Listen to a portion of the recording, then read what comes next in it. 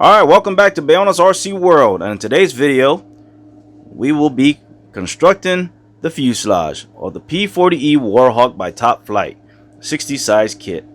Alright, so without further ado, let's get on the building. They do match up perfectly. His has been all sanded and trued up, so we are good there. Now it's time to glue the two parts together and then double check the work.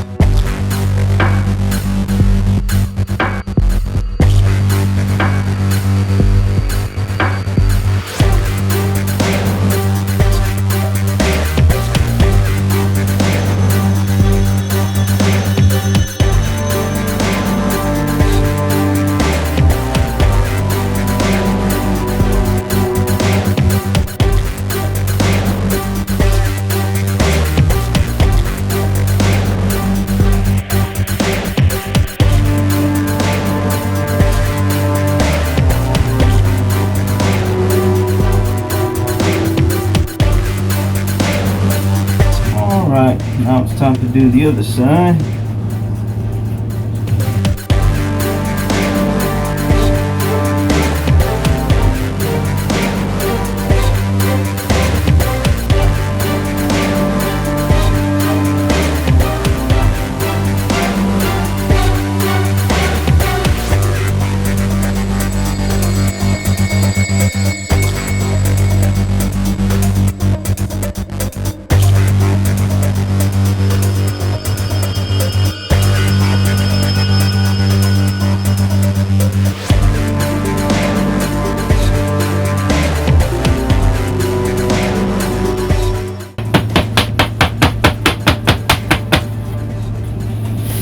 It right there. So when it comes to stuff like this, when the lamination or of the doublers, you know, when you're putting it on there, you got only one shot and one shot only. If you're using CA on this part, I mean, once you touch that down on there, you don't really got much time to work with. So yeah, this is the time where I start utilizing different glues. I start utilizing Titebond for this. Now, this is the reason why this side of the fuse is on there, is because the Titebond needs time to cure. So that's the downfall of Titebond, but I love it. Titebond is awesome. I mean, if that can hold your furniture, trust me, it can hold your wood structure for your balsa any day. And it's tough, right? That's the only downfall, is you got to clamp it, you got to wait. The formers, we're going to drill F3, 4, 5, 6, 7, and 8 at the respective marked location. Right there. Alright, with a 3/16 inch drill bit.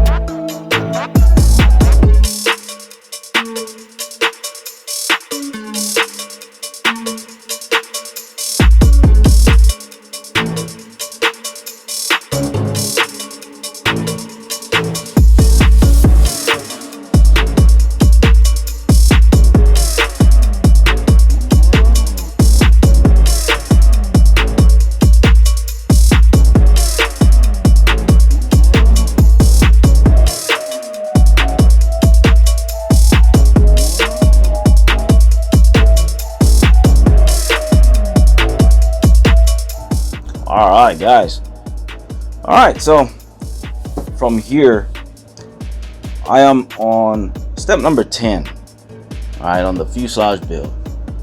And with that said, we are just situating the left and the right fuselage pieces, alright, the sides. It's just basically tacking it to the forward crutch, which is the bottom piece here, and a few of the formers, like former F2 and F3, and also F4.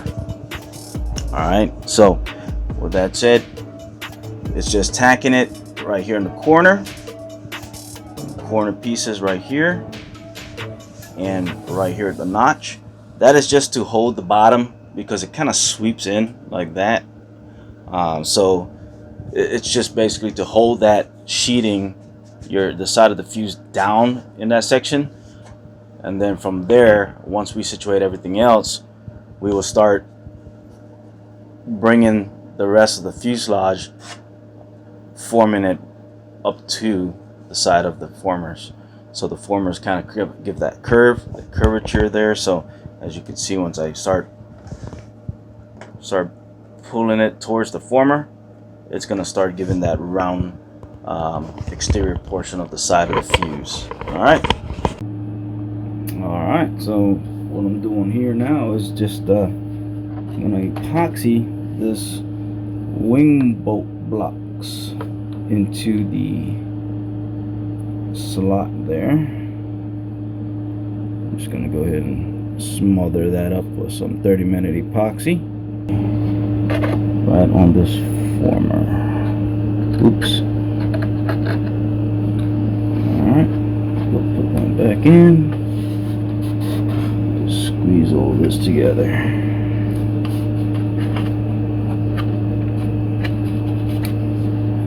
Now we're just going to wait for it to dry.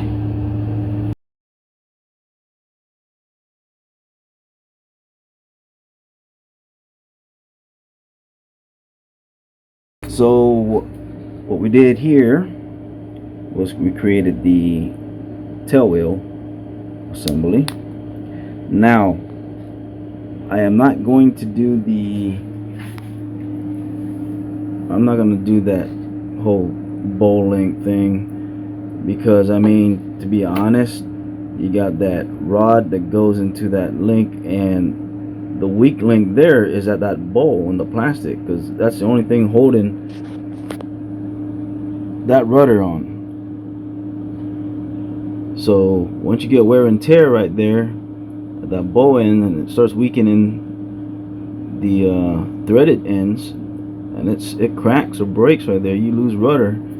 I mean, it is what it is. So I option to go ahead and still do the whole brass thing, just like so. Sanded the wire, cleaned it off, and I just soldered the brass tubing on there. I drilled the hole, which is not 1/16. I drilled a 5/64. This rod can fit in there on a Z-bend. Alright, I'm trying to do this by looking at the camera screen thing, and it's not gonna work. Let me see. Alright, it's gonna go in there just like so, and there you go. Alright, and that's what's gonna turn that tail wheel. And this will get soldered to a full wire. Right, I'm not gonna cut that, so the whole wire is just gonna be one straight wire going all the way to the servo. And then this right here, eventually we'll cut that shorter, and then we'll tie some steel wire around that and kind of secure that, and then solder that together, and that will drop right down into that eyelet like that to control the rudder. And I know why it keeps popping off from people, because this is the included bowl link this is the bowl link right here that came with the kit. You can see that. That's the bowl link. It came with the kit. This is my, dang it, come on. This is the 256 threaded bowling by Dubro, if I'm not mistaken. Now this one is way bigger, slightly bigger in bowl size. There you go. Tad bit bigger.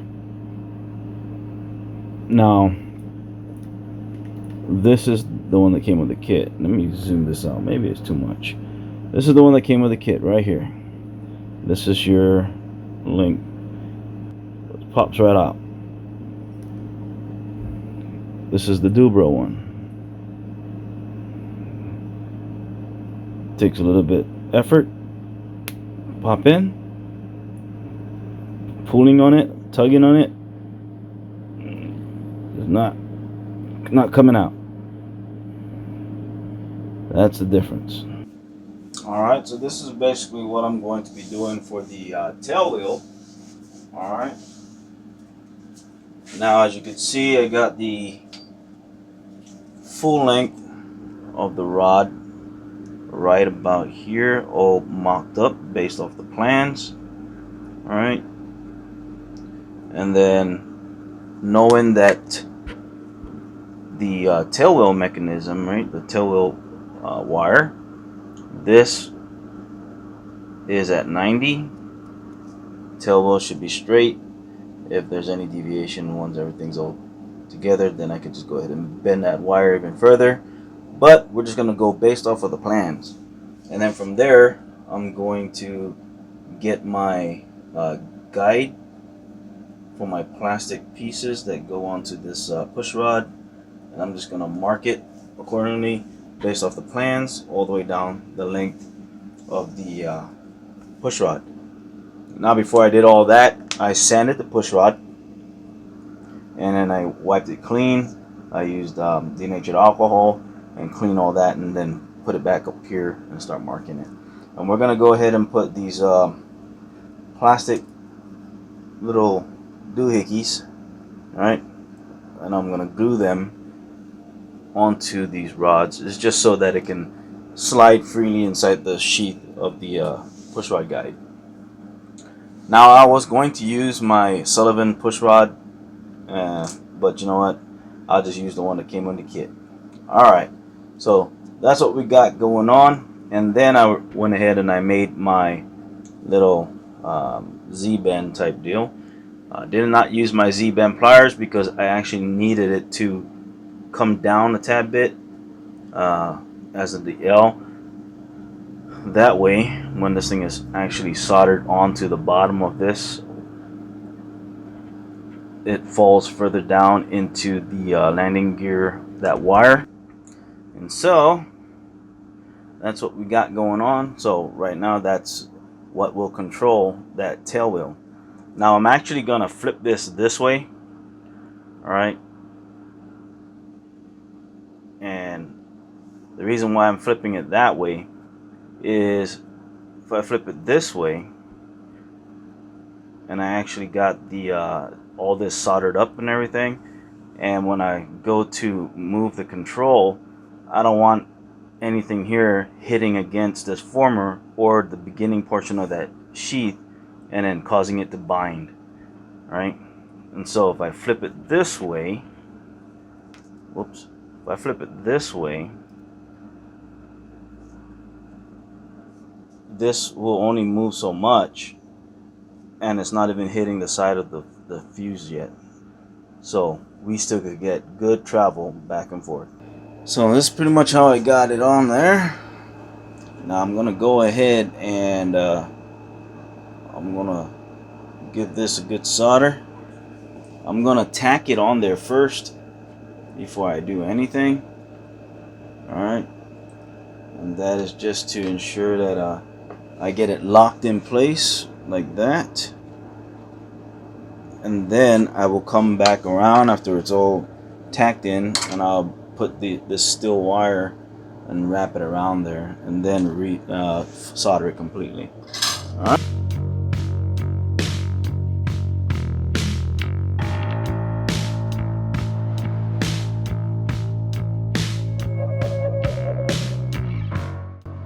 Okay, what I'm gonna try to do now is I'm gonna try to get this dang wire wrapped around here. That way I get something to solder this to.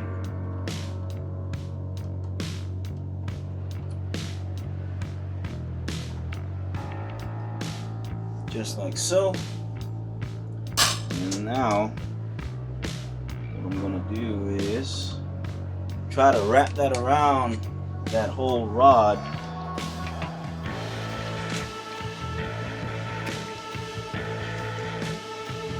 Yeah, this is gonna be fun. Alright, so we're just gonna go like this.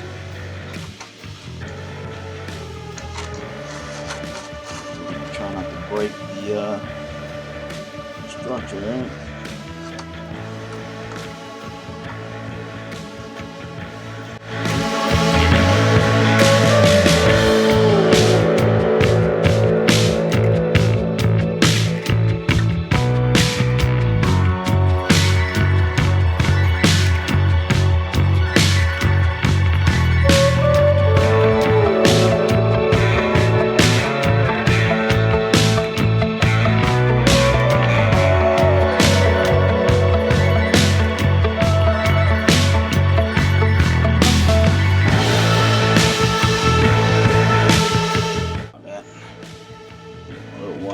Cut it here.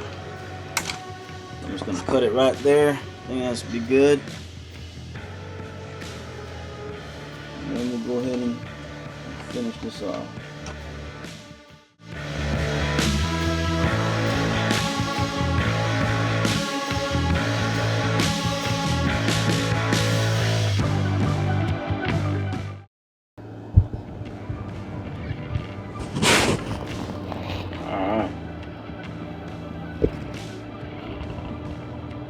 That ain't going nowhere. If that goes somewhere, then it wasn't meant to be. Alright, let's go zoom out. Now, where's the end of that rod? There you go, guys. Let's go zoom back out further. Alright, there you go. There you go. We got our push rod, our rudder, connected to our tail wheel assembly. Alright. Now that ain't gonna pop off no matter what. Like I said, I think the plastic doohickey thing, the plastic connector there that comes with the kit, as long as you put a bigger bowl link like I did earlier, I think that would have just worked fine. I just don't want to go through all this to find out that it popped out still, you know what I mean? I got my DLE 20. This is not the RA. I'm still waiting for that engine to show up. But for the most part, the DLE, the regular DLE side mounted exhaust and the DLE rear exhaust, pretty much same casing and all, just the exhaust will fit for the rear. The canister will be right about here. As far as the depth, the length between the case and the carburetor, the rear carb, it's still the same placement. So I can use this as a mock-up, alright, to get the engine placement right here on the firewall. And so that's what I'm going to do. I also got the other engine mounts there. I also have a few more engine mounts, real big ones, but I think this will do just fine. All right, so once we get ready for that step, we can still press forward even without the DLE 20 RA here at the moment. All right, so what we are going to start doing is installing formers 5B, 5B, 6B, and 7B, which you can see I got all the formers pretty much all laid out right here. But mainly we're just going to be concentrating on 5B, 6B, and 7B. And let's go ahead and get that installed here. Alright. So the formers are perpendicular to the fuselage, so I'm going to utilize my little ply base to act as a flat table so I can utilize my square. Alright.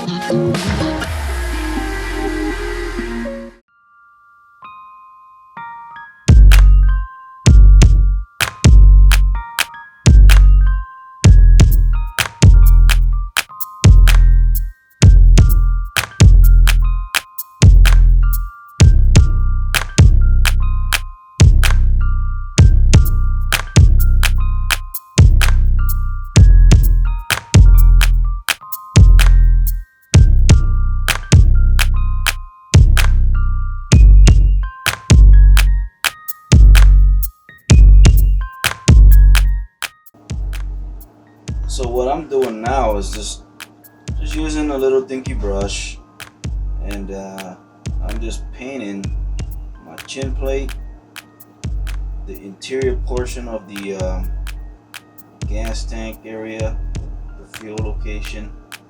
All right.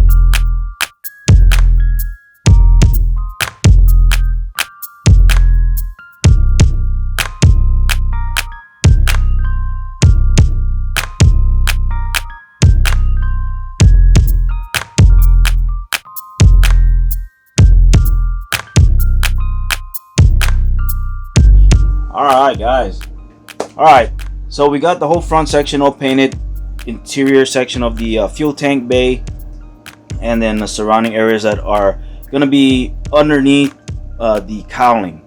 Alright, so all this basically will be exposed to some sort of exhaust fumes, oil residue and stuff like that, and so we want to ensure that we get this whole portion right here all fuel proof. With that said, we are going to get right into the actual sheeting of the top section here, which is the next step. All right, and so I already have this the 316 by 316 by 24 inch long balsa stock that I had cut down to fit between F1A to the F3B former. All right, so we got that all cut out. All right, so just a tad bit longer, and we can go ahead and sand this all nice and smooth and make it flush with F3B former once everything is all said and done. let's go take care of this. I'm gonna go ahead and glue this. Now I also did this. There was an issue with my top sheeting, the side sheeting up here. In the kit, this comes in as a 24-inch length, like so. And mine, it looked pristine. It looked good. However, after I did not really see one end of this. Which end was this? This end right here. I did not see this end until I had cut it in two, and I was trying to fit it over the side like so, and then this whole section just came off. It just broke off. As you can see, let me go ahead and bring you in. You can see a little bit of the rip there, and it goes all the way to the other side, completely right here, and it just sheared off. And so what I did was I just took some Titebond and I smothered it in glue with Titebond and cleaned it all up, put it down on my work surface.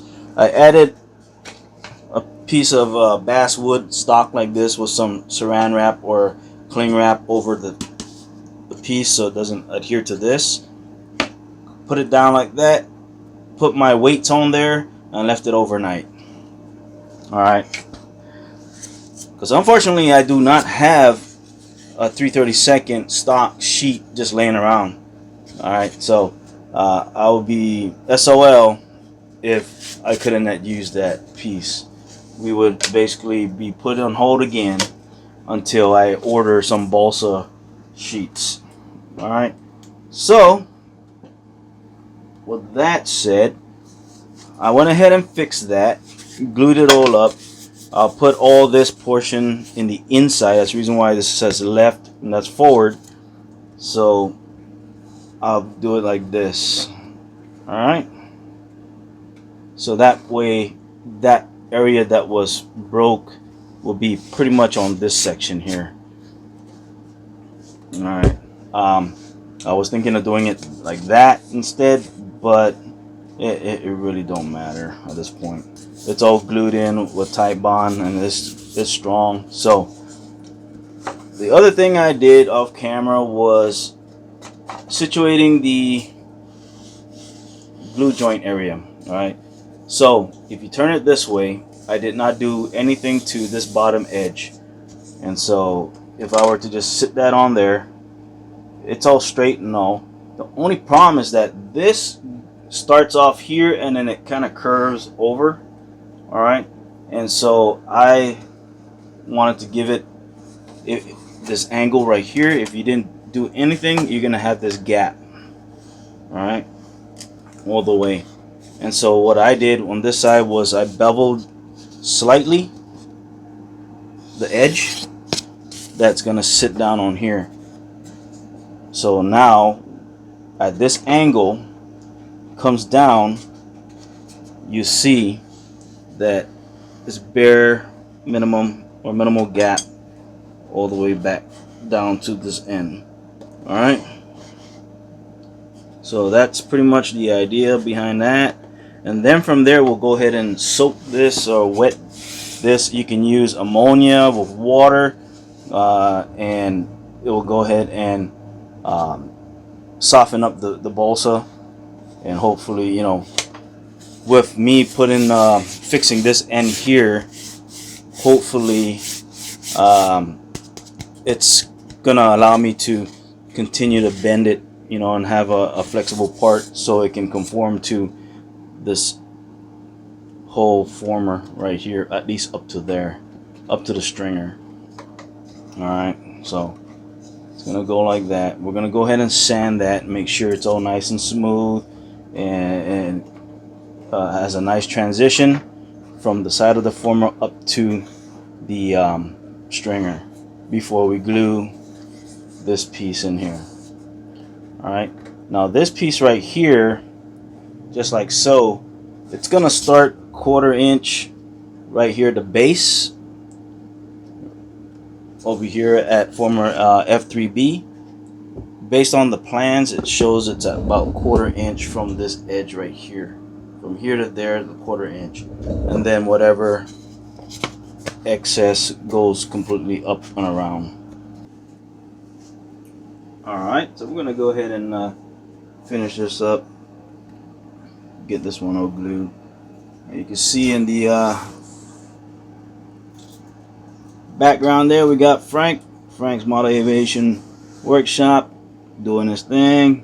You know, normally I would use thin CA. Unfortunately, I do not have thin CA at the moment. The one that I do have, the one from Type Bond, I guess it's because I had it for a while now, and from thin to, it almost feels like it's medium, and it doesn't grab hold of the part like the other CAs that I normally use, especially thin, like Bob Smith's, you know, BSI. I love that CA. And then I also love like Zap and you know, Great Plains and all that good stuff from back in the day. Alright, so getting this all nice and glued in. And then eventually all this, once this thing gets glued to the side as well, it's gonna get sanded smooth up top, nice and flat, all the way down to these to F3B flat base and also F1A. That's gonna get sanded flat all the way down to also 2B, because the top block, it's gonna go on there. Alright, and I got it where right behind F3B, I already got it marked out 1/4 inch as per the plans, and we always like to reference our plans. Alright, so from here to there, from that former to that, it's 1/4 inch. Alright, and then from there, as long as everything is straight, you will have that, you know, overhang over the F3B. Alright, and then everything up front is going to be basically sanded down to about 1/4 inch from the front of the firewall. Alright.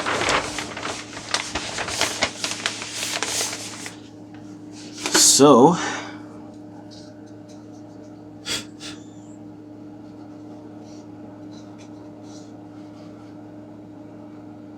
alright, as long as I'm 1/4 inch here, all the way down. So we're gonna glue this directly to the lip or the edge of the side fuselage sheeting. Alright.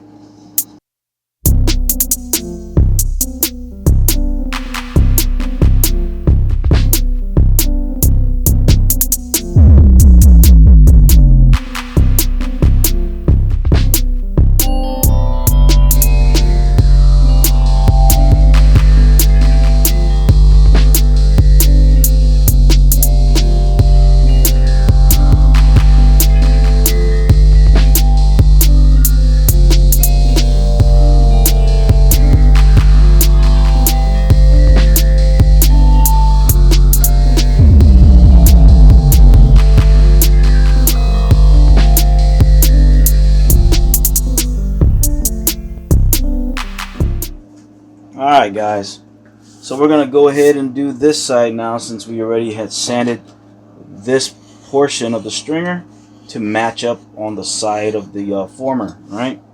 So we just basically sand it straight going up. We're not going completely around, alright? We're just going to follow it straight up and go out just like that. Alright, we're not trying to blend it in to include the top. We'll do that once the side sheeting is attached to the stringer, and then we're going to sand that straight flush with the top. Now in the beginning of the construction of the side of the fuse, right, you want to ensure that everything is straight, right, following the plan. Now if you did not do that, or you have a little slight deviation and the top, this edge is not completely flat or straight, Now when it's time to come to put your sheeting on, you will notice, because you'll either have a big gap, you'll have a gap like that, you know, or whatnot. You'll have something. It won't be flush like that. All right. So if you put your side sheeting on here and it's not flush and you got gaps and stuff, all right, if you were to just take your sanding block right now and sand that straight, the rest of this area, it will be kind of like a wave, right? So you should already had this as straight as you could in the beginning. So we're just gonna leave that as is. We are not going to reshape this whole line, because you do that, you're gonna start making things go hay bonkers. The best way to do that is to adjust your sheeting to conform to this already done side. All right. So to do that, for many years, I've learned to use the chalk. Use the chalk. Go ahead and outline the edge. All right. You are going to outline the edge of your sheeting. You can see this done also on my Top Flight Cessna 182 build, how I did all my sheeting to ensure I get it to follow each other. Alright, so you're just going to go ahead and highlight that, kind of put some of that chalk dust on that edge. Alright, and then from there, you will take your sheeting and put it up against there, and give it just a tad bit. In other words, you're not trying to get a whole 1/4 inch off. You're just trying to get enough where this sheeting can match up to that. So I would say about an 1/8, since we should have enough material up top. So I normally will put it down first and then kind of bring it down about an 1/8, butt it up against that chalk line that you did without moving it. Put pressure on that chalk line without moving your sheeting, because if you move it, you're gonna have to redo it. All right, put pressure. While you're putting pressure, what's happening is that chalk line is transferring to the sheeting. All right, it's gonna be kind of hard to see, but if you look straight down the line, I don't know if the camera's gonna pick it up, probably not, but if you look straight down, you're gonna see that chalk line right there. All right, it's more visible in real life through the camera. You're really not seeing that, because I'm not seeing it. And if you can see it, then that's awesome. But anyhow, the chalk line will go onto that piece, and then from there you can take your pen, kind of looking straight down on that chalk line, and just get a rough outline of it. All right, just basically going down and marking that chalk line. Right, and then from there you will either see how much off you are or whatnot. This is just a demonstration, how much you're off, and then you can go ahead and sand that or cut it to the shape of that outline. And then once you do all that, once you pop this thing back on, it should be exactly a perfect match, just like that. All right. So even as much as we try to make everything nice and straight, sometimes during the gluing process or whatnot, there's a slight deviation, and so we are not perfect. And if you are, awesome, you are a rare specimen. All right.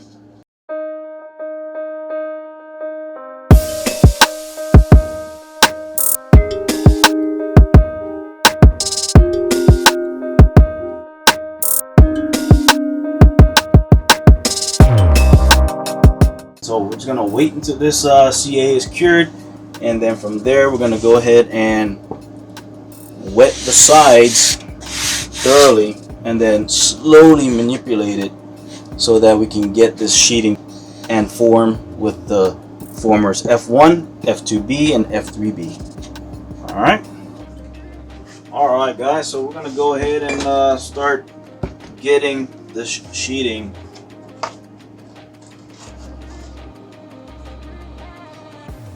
all formed up. All right. Now, what I'm going to do is I'm going to use Windex here. All right. Normally use just regular plain water or ammonia mixture, but in this case I'm just going to use some regular Windex because I'm lazy like that right now. All right, so just get that all nice and soaked. And on this one right here, I'm not even bothering to wet the backside. Alright, so I'm just doing just mainly this side right here, this one side.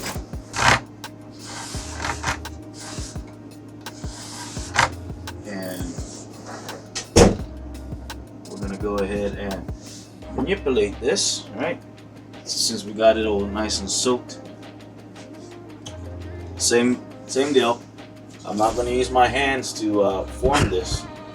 I'm going to use my T-bar sander to go ahead and add the pressure little by little.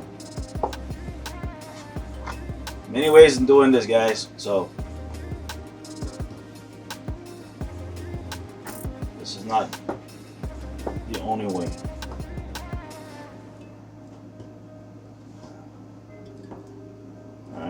You can also determine that by just giving it a feel. You can feel like the balsa is already very pliable, all right, compared to the other side. This one's very stiff, this one. All right, so what I'm doing now is just making it form. Make sure it touches the ribs or the former, and also up to the stringer. And that's it right there. That's all it needs, really. Alright.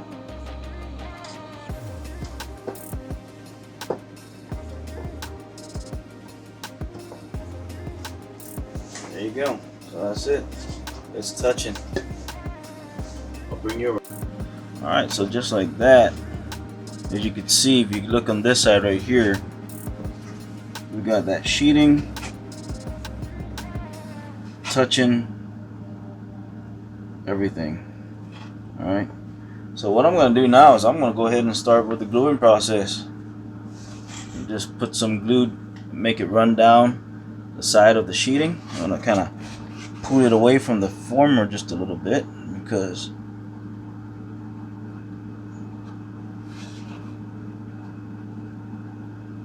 there you go. And put a bead right up there on the stringer, and we are going to go to town on this. Alright.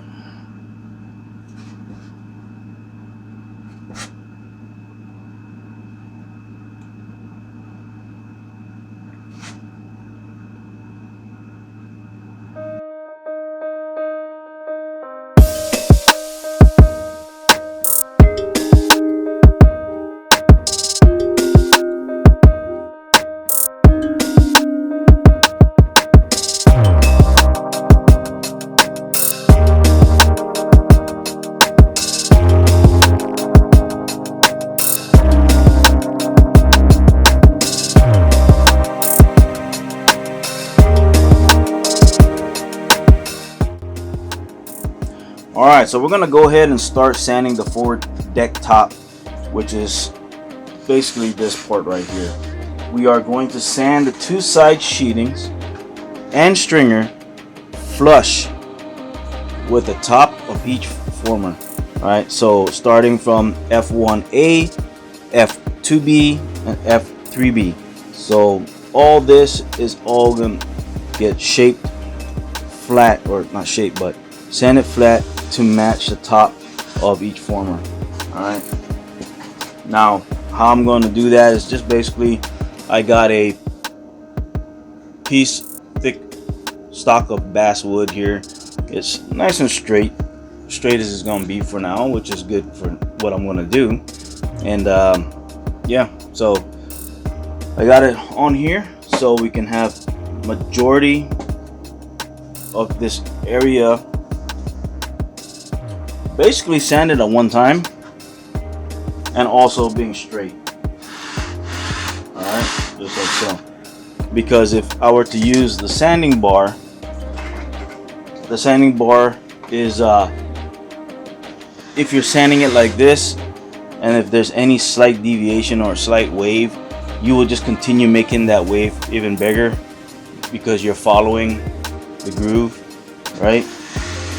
And then if you do it this way, you're gonna have to do it one by one, and that way as well you're gonna end up having to ensure that your T-bar sander is straight, because if you're slightly candid to one side, especially the outer side here, you're gonna end up tapering this off too much, right?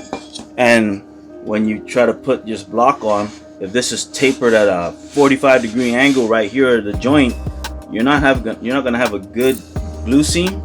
At the same time, you're not gonna have enough material to blend this thing in properly. You're gonna end up having this too thin. It's gonna look kind of awkward because instead of it being a nice, you know, contour, radius, whatever you want to do it here, it's gonna be more of a hard edge. All right, so be mindful how you sand this thing down. That's the main thing, is to get the flat cut. All right, that way this top deck sheet can rest and glue on top of each former and on top of the main stringer slash sheeting.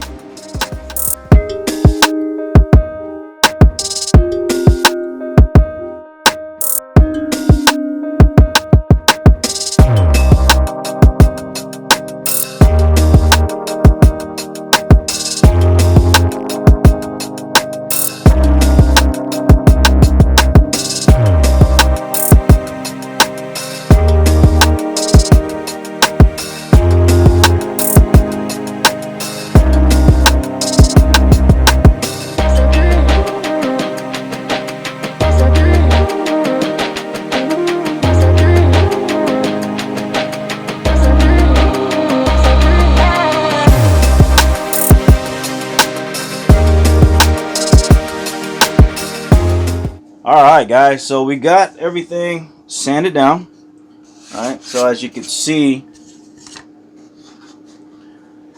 everything is all nice and straight, flush with the top of the formers, and the sheeting and stringer has been cut down, alright, to blend in right smack on the top and straight all the way through. There's no deviations, there's no waves here.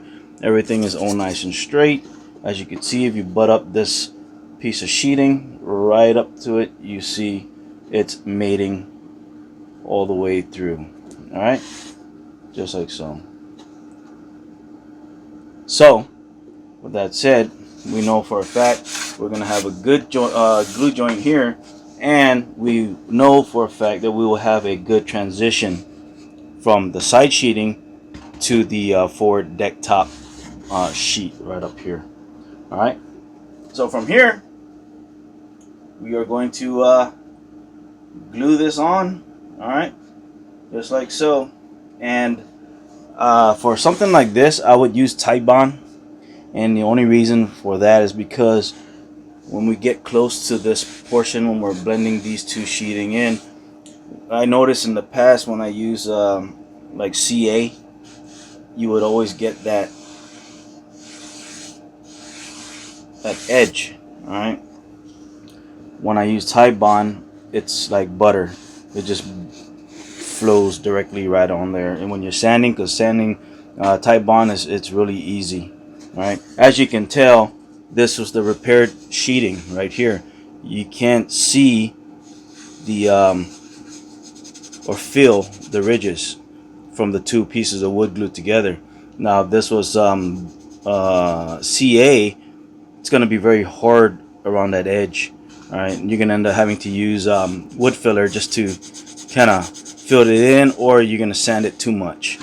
All right. So with that said, we're just gonna go ahead and wipe everything down inside here and get all that dust, and then we're gonna go ahead and glue this piece. And on this side here, on one of the sides, I went ahead and I put my square up against it like that, and I sanded it straight, just so I know for a fact that this is a square edge.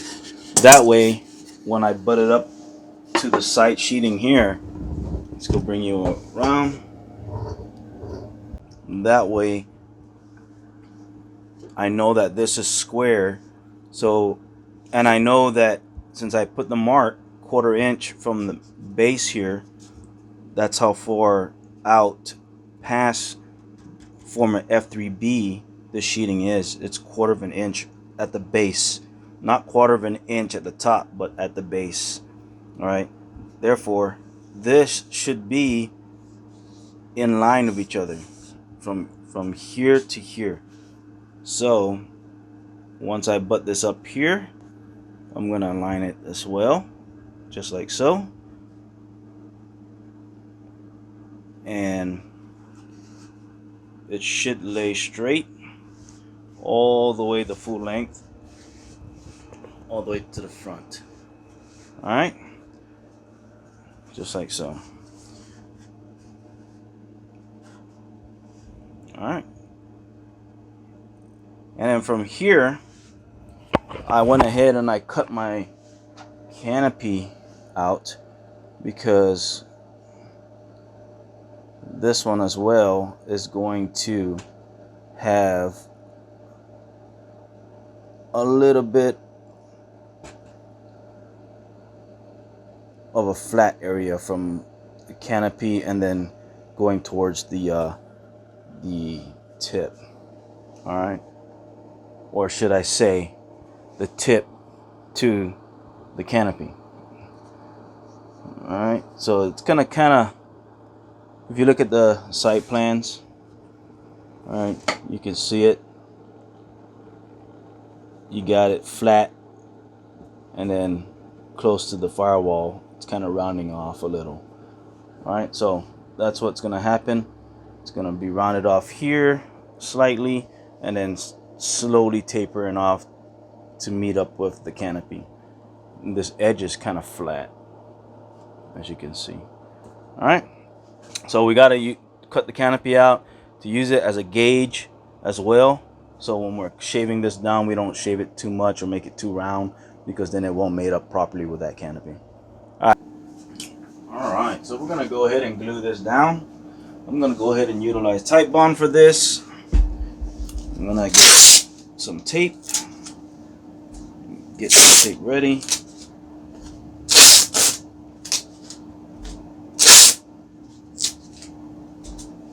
Tape is going to be utilized to hold the piece down while everything cures. All right, so make sure I got the side that I sanded straight, which is that one right there.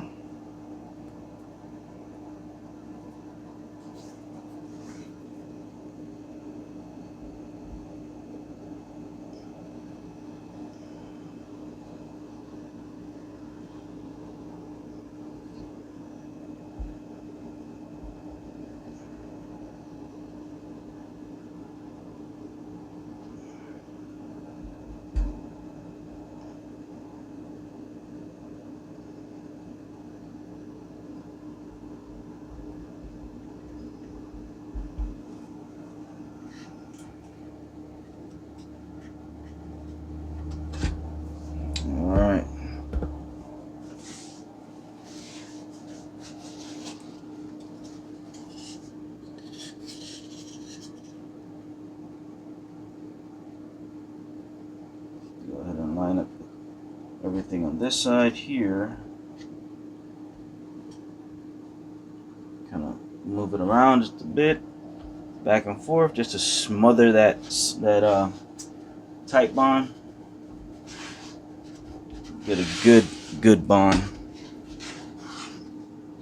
All right. Just making sure Everything is good to go down the middle.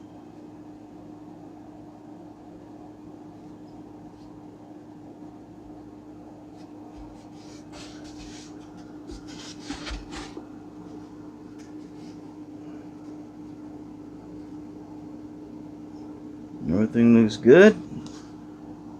It's all even, so we have enough material to go ahead and cut and shape.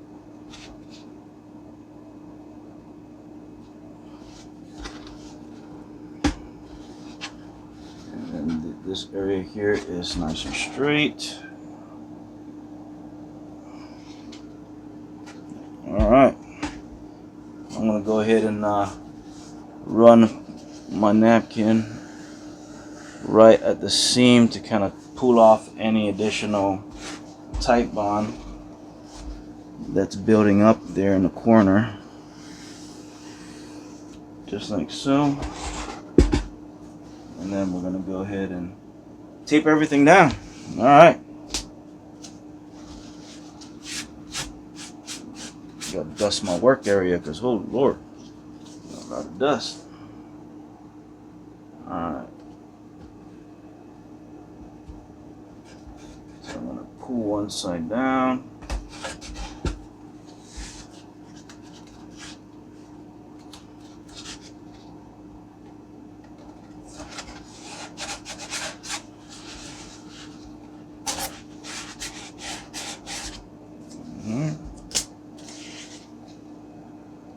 That former is right here. I'm going to try to utilize where that former is at, so we don't crush anything, all right? Especially because I'm pulling it down tight. So I want to make sure we get, I mean, not so tight where you're going to break the dang thing, but just tight enough where you know that you're going to have a good joint at the connection, or the area where the two woods meeting up at. See, this is where I'm trying to talk, and everything, and I really hate it. I really hate trying to talk to a camera. I just can never get it right. It is what it is. Alright.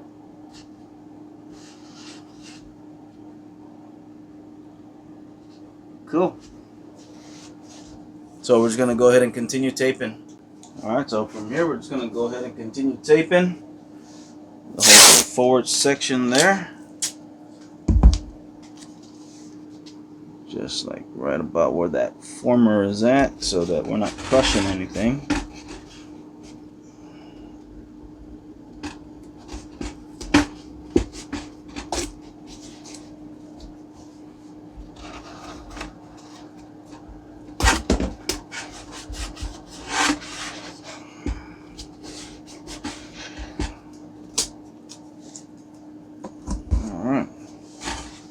Just like so.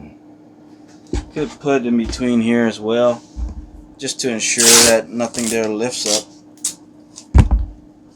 I'm not going to pull too hard on that side, just enough where I know it's pushing it down towards the sheeting.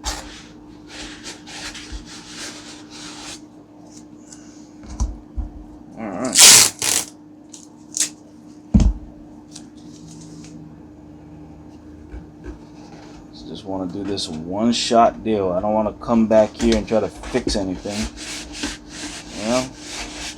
Do it right the first time. Makes life a lot easier. Alright, so there you go.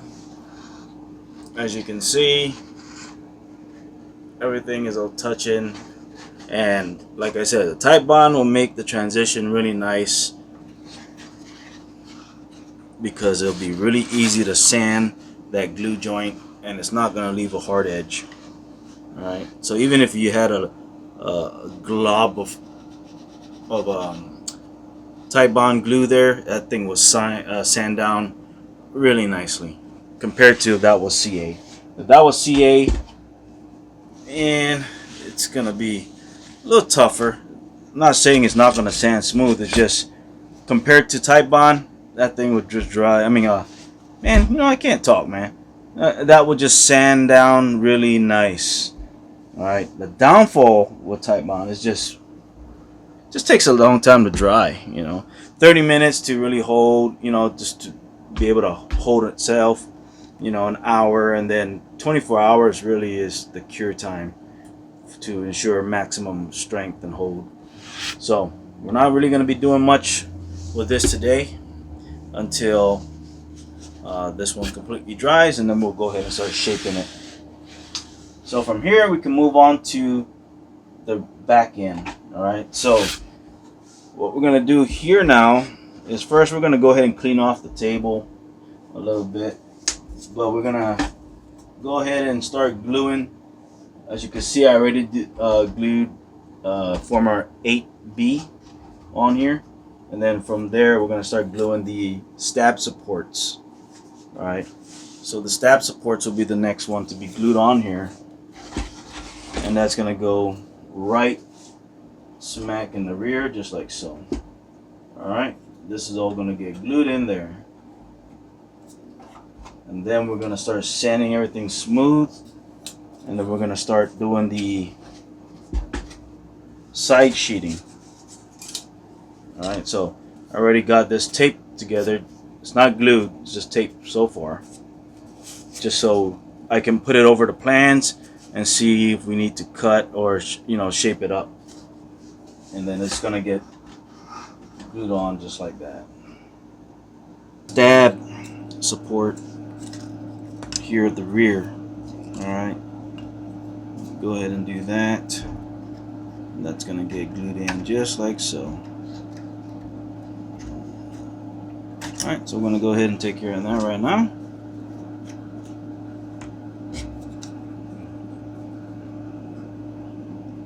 Some CA there.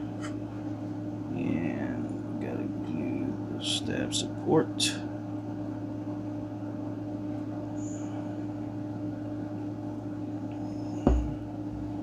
And glue this front piece as well.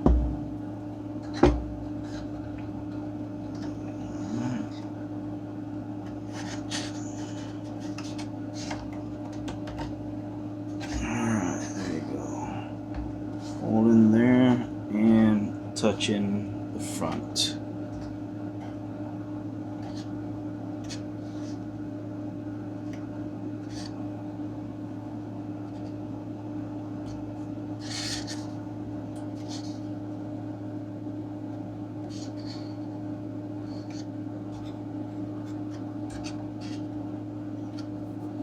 Alright, just like so.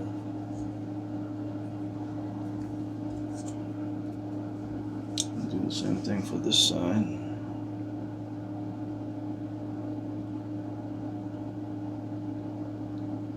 Oops. Too much CA. Too much CA.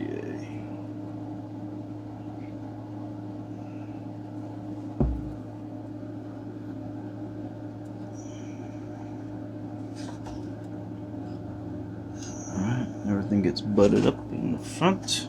Got to make sure that this thing is touching former 8B. All this is going to get sanded flush.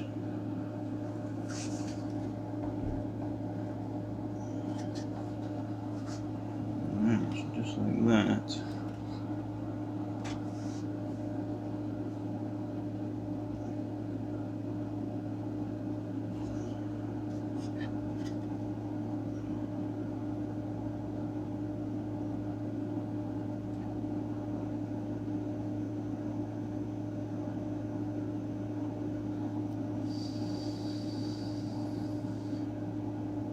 Alright, so just like so, we got that all glued in there, just like that.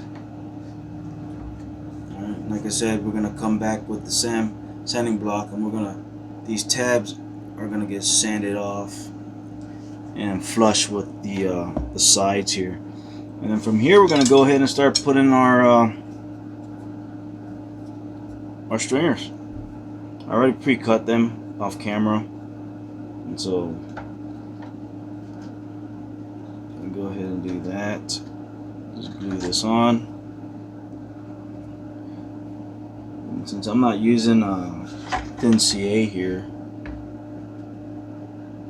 I'm just gonna put a drop right there. Put a drop right there. Oops.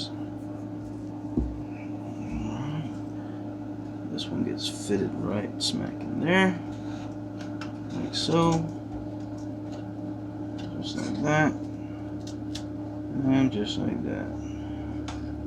Like I said, all this is going to get sanded. Alright.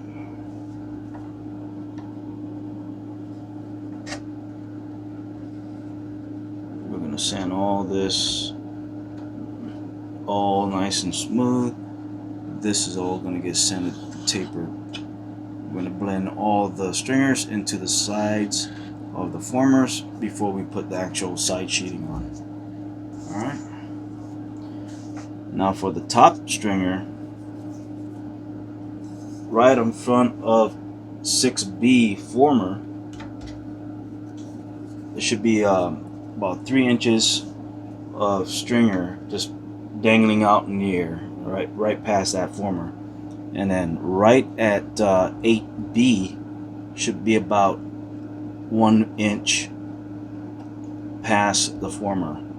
We're gonna go ahead and once we, assemble the stab on here and adjust it, we're gonna basically cut this to kind of blend in towards the on top of the stab. All right, so I'm just gonna leave it like that. I'm gonna go ahead and just glue this in.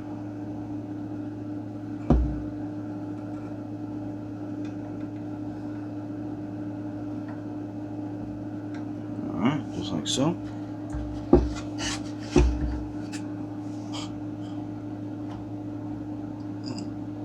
Alright. Do that with the other side.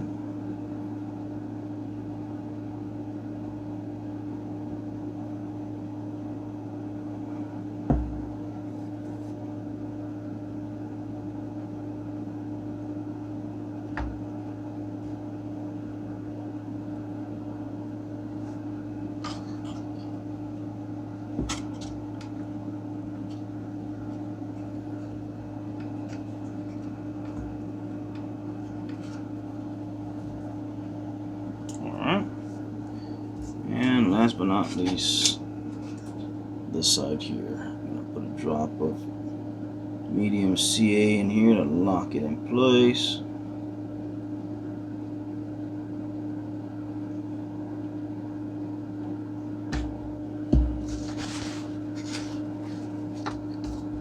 And then I'm gonna drop this in here, like so.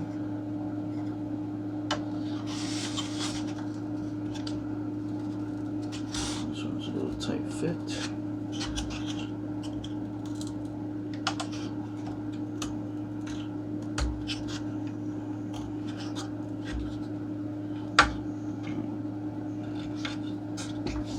Alright, just like that.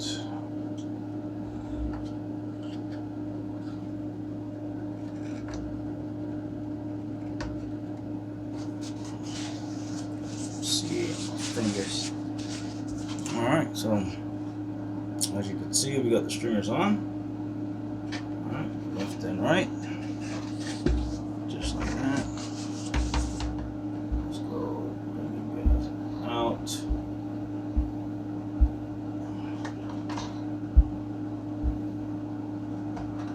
I guess I'm not going to bring you out. Because I got the light on. But anywho, from there, we're going to also ensure that our pushrod guide goes through here and we have enough pushrod sticking out. It says about 3/4 past, the opening here.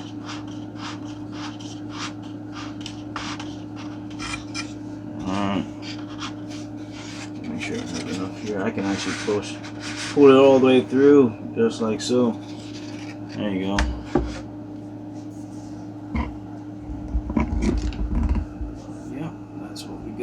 going on.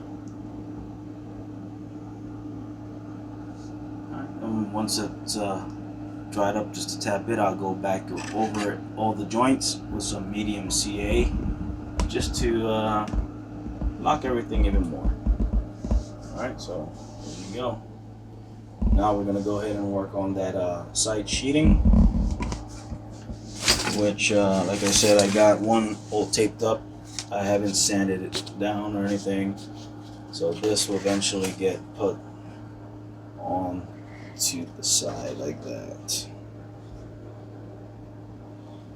Alright, so let's go prepare this, put it over the sides of the plans, and make sure it fits within that perimeter of the plan and make any necessary adjustments. Alright, so from here we're going to go ahead and place F4B in place. Now, to get the proper sweep or angle, I went with the plans. The front edge of former 4B to the front edge of former F5B is exactly 3 inches. Alright. So, knowing that this is perpendicular to the fuselage at a 90 degree, went ahead and put that at the 3-inch mark. And then from here, I'll just angle that back until it's flush with the edge of my ruler. And that is exactly the angle F4B will be placed at. And I'm going to situate this down in there. Make sure left to right is center as it can be. Back to the 3-inch mark. And making sure this is nice and tight against the former. There you go. So just like so. Just hold this until it holds tight, until that CA holds.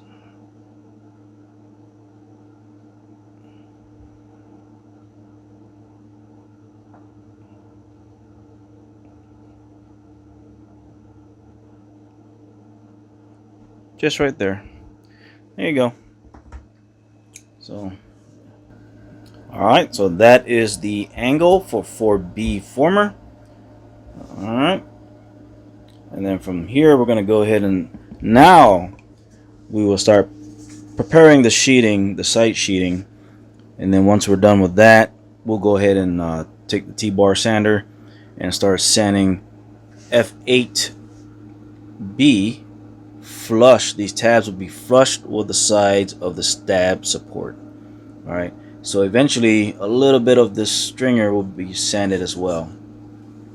Alright, so we're going to sand the stringer to be smooth with the side of the former all the way to the top. We're not going to worry about doing the top yet until that side sheeting has been glued onto the stringers all the way to the front. Alright, and then from there we can go ahead and start sanding the top, and then we'll put that top sheet block on there and then get it all nice and sanded. Alright, let's get back to work, guys.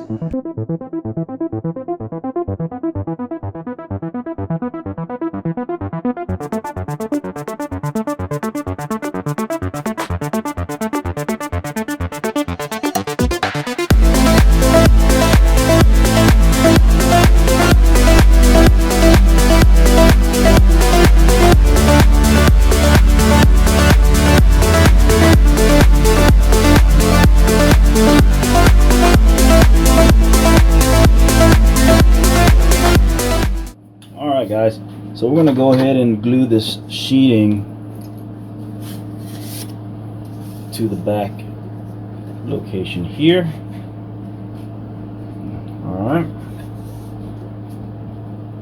first thing we're going to do is glue this edge down to the side of the fuse frame, and then from there we will go ahead and soak this piece where I'm going to use Windex and get this thing to form up to this top stringer and glue that in. Alright, so first things first, glue in the side.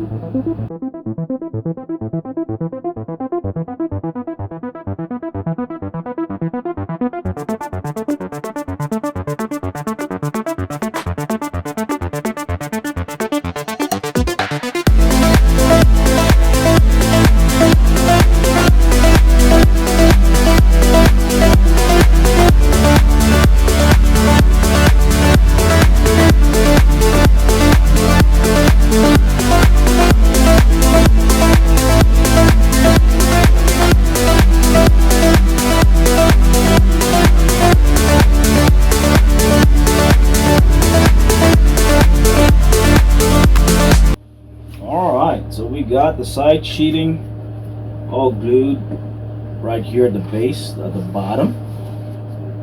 Alright, and so from here we're gonna wait for that to cure, and we'll remove all the tape. And I use the tape just to pull the sheeting down really tight against the side fuse.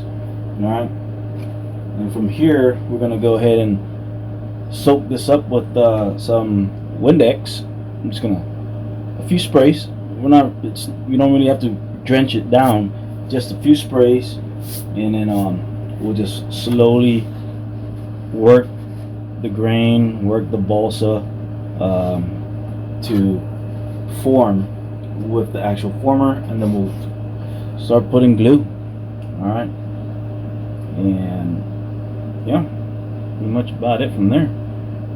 You gotta be very careful with this area right here, because once this thing is glued on there, we gotta sand all this nice and flat, so this will eventually become very thin. All right, try to keep as much as we can here.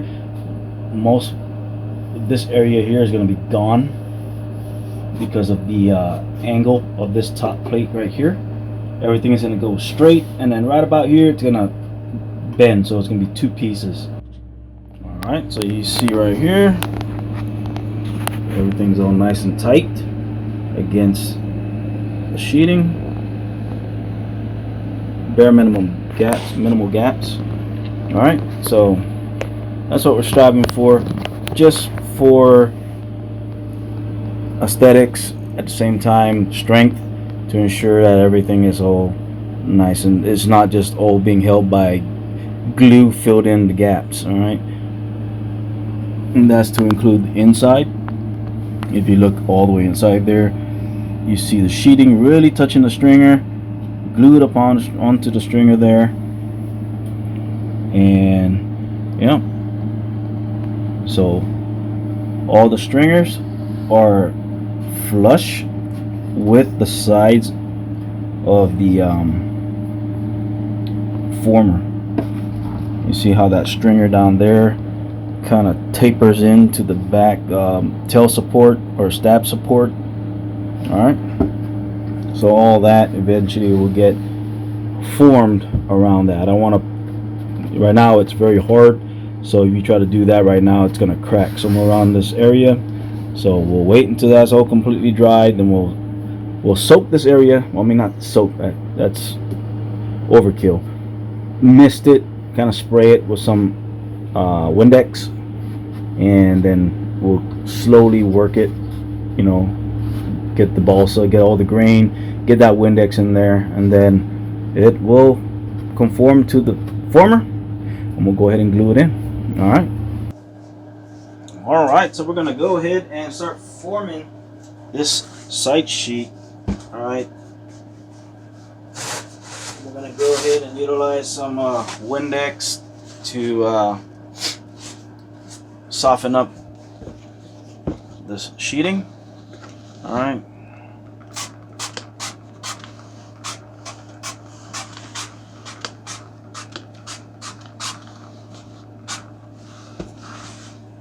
just like so.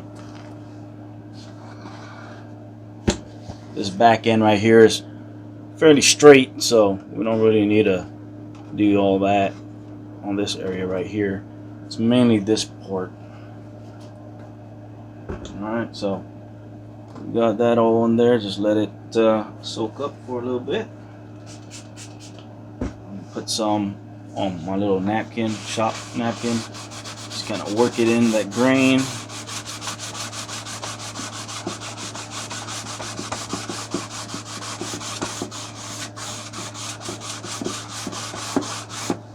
Yeah, just like so. Kind of get a feel for it. You can feel it already very pliable now. Alright, compared to the other side, I mean, it's stiff. So right now we got, still could be a little bit more. I'm not going to force the issue, and yeah, just go ahead and I'm putting the rag here, guys, just so I don't soak the stringers and get all that all over the place. Alright, that's all it is.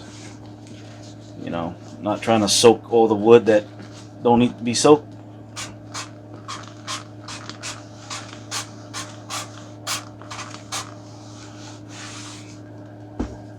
Alright. So just go ahead and wipe all that off.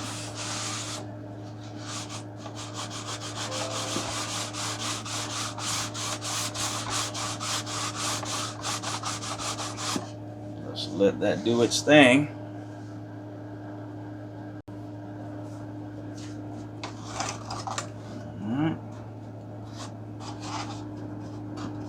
You can feel it already. It's able to touch the former. Alright.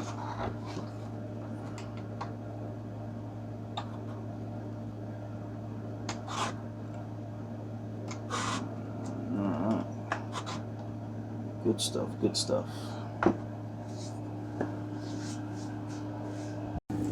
Alright, so we're going to go ahead and start gluing this thing down.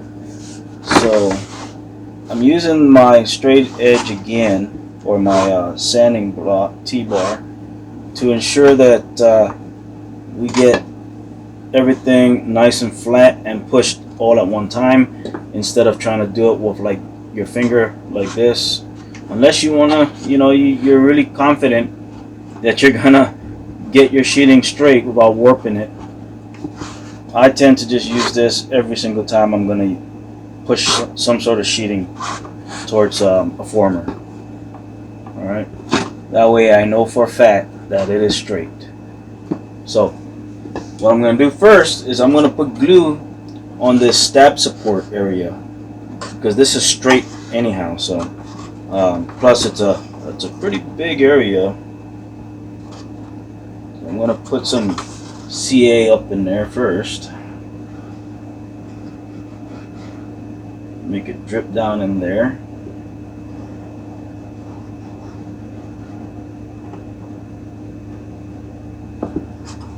Alright.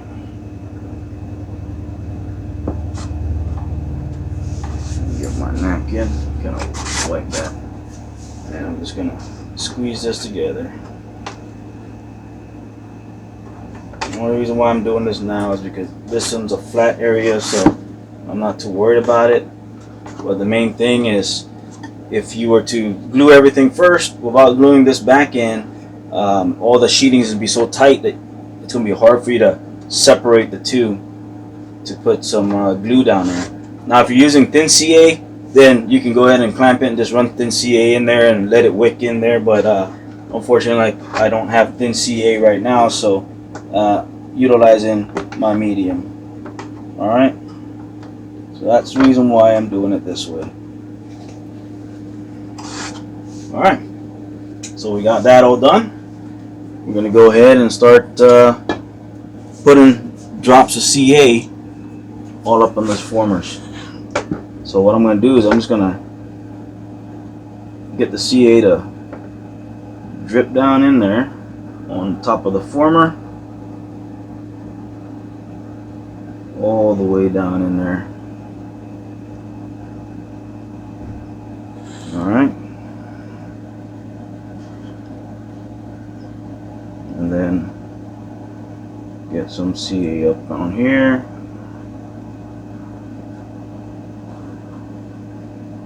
Oops.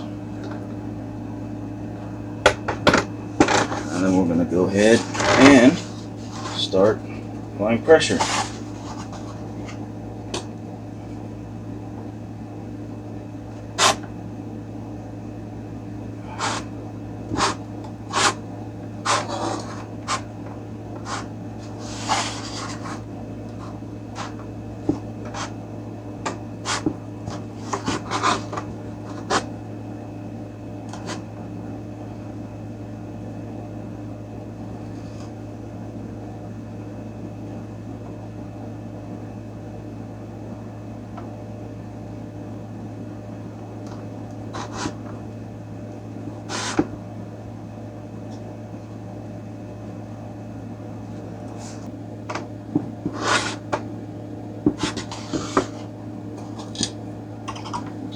Up here to this number right here, because this stringer up here doesn't have any support, so I'm just gonna do it like this.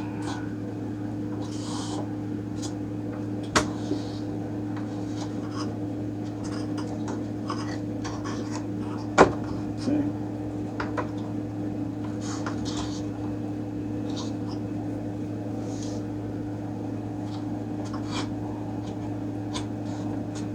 Just like so, everything is touching. So we're good there. This one is not touching here, so.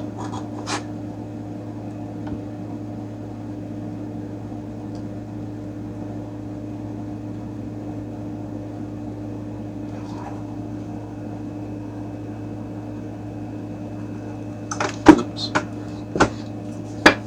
So I gotta run some CA right down in here. Right about here.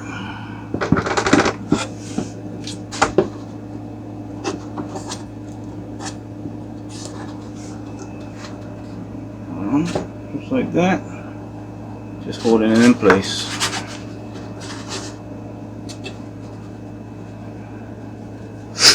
Now if I had some kicker right now, I'd shoot that in there with some kicker just to hold it so I can move on. But since I don't, we're just gonna have to do it the school way and start holding it in. You know, it is what it is. You can use some tape, get all that excess CA to kind of flow down the stringer as well, making sure that the sheeting is touching the sides of the formers. So I know we're good there.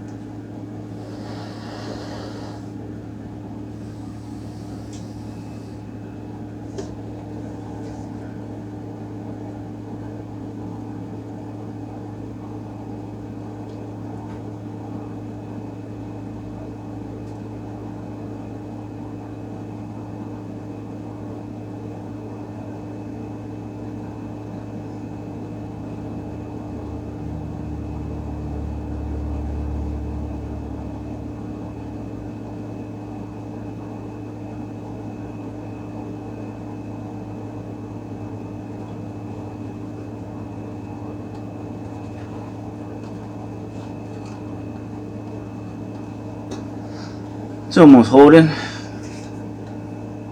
Just being safe. I don't want it to release and then have to put some more CA. As you can see how my sheeting there on the T-bar sander, it's all nice and straight, being pushed onto the sheeting, and the sheeting is being pressed firmly against the formers. Alright, so this right here, I know for a fact that my exterior portion of the sheeting will be straight.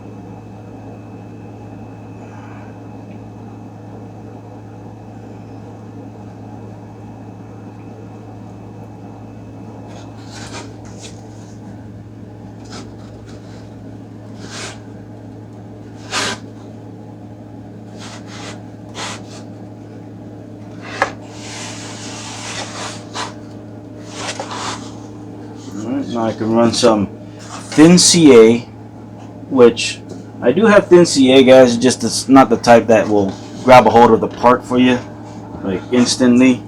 So, but I know once it's set and dried, you know, like right now, I got the stringer completely. I don't know if you can see that right in there. The stringer right in here is completely touching, or the sheeting is really touching that stringer, laying right on it. However, I could not get my bead of CA, medium CA on that stringer throughout the whole length. So what I'm going to do from here is go ahead and put the thin CA wicket in between that stringer and the sheeting. Alright.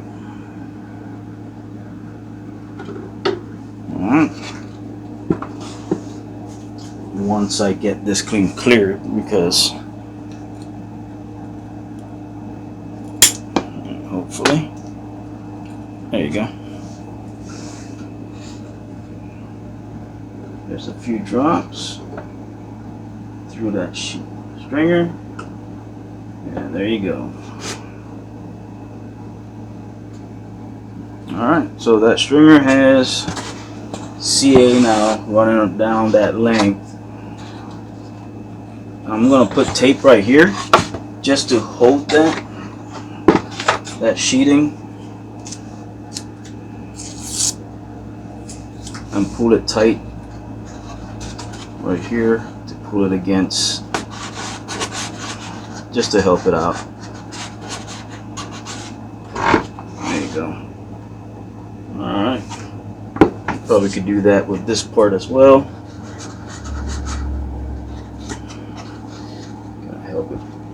Pull that sheeting towards the former, just like that. Alright, so there you go. That is one side, just like so. Alright.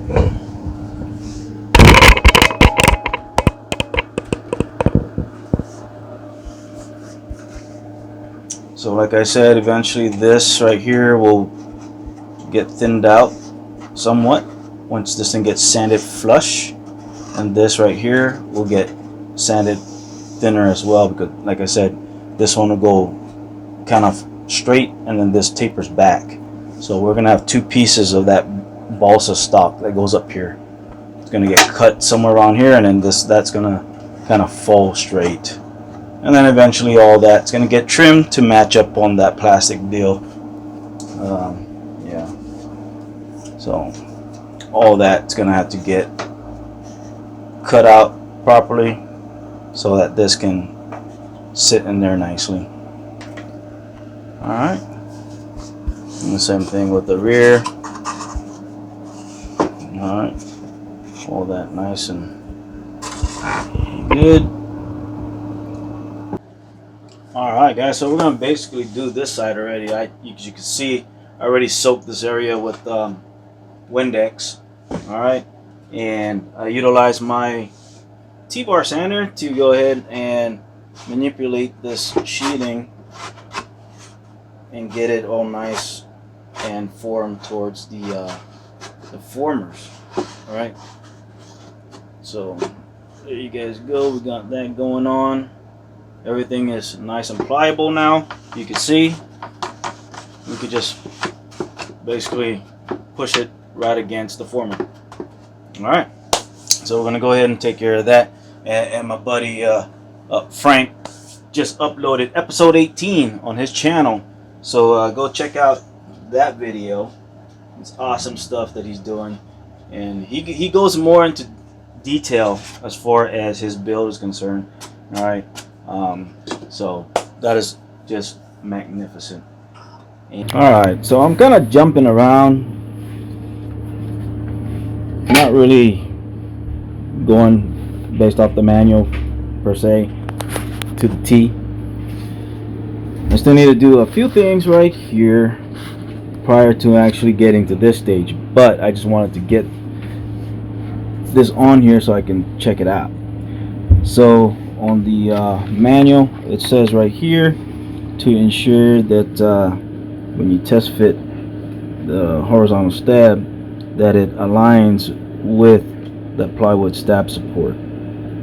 Alright, so plywood stab support to the back end of that notched area should be basically perpendicular to the fuse or straight up and down, you know, type deal.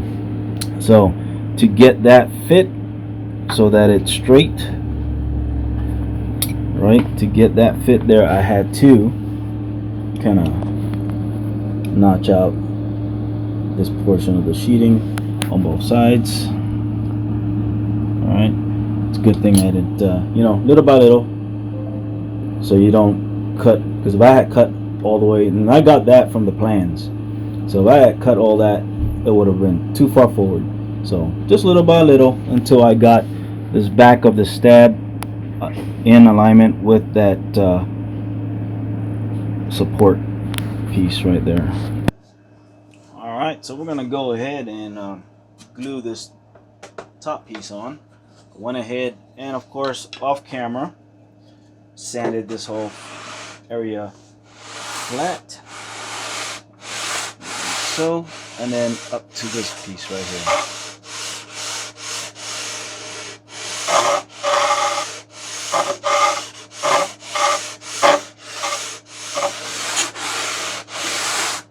All right.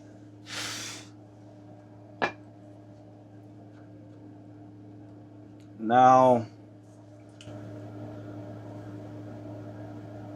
you know, I'm looking at this, I'm looking at the instructions and I'm reading it. All right, I'm reading it. I'm looking at the plans. Unfortunately, it doesn't show much detail as far as this particular part I'm about to show. All right, so with that said, it specifically just stipulates to glue the upper aft fuse sides to the formers and stringers, right? Okay, and it says glue the upper aft fuse sides to the corner of former F4B. Then it says sand the upper, you know, fuse stringers, blah blah blah, and all that stuff. It doesn't say anything else about 5B.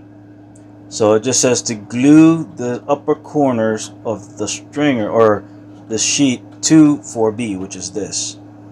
So I'm based on that, and I'm thinking, I'm going with it. It doesn't show this being glued to 5B. So I had glued it, but I pulled it apart. So you can see here, oops, let me go ahead and move the camera real quick. You can see right here, I had it glued, and then I broke it apart. When I had it glued, it was kind of like that. Looked like it was curving in that way. And then I kept looking at all the other photos online and everything, and it shows it more straight going like that. And so with that being released from 5B, it has more of a natural taper going to the front. So I'm gonna go with that. If I'm wrong, then I'm wrong, but that's what I'm gonna go with.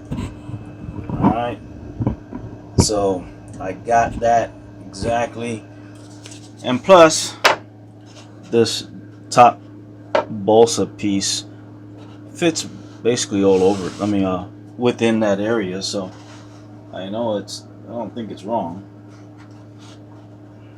Centered everything just like so, you know, and then we'll glue that in. I'm going to use Tight Bond to glue this in,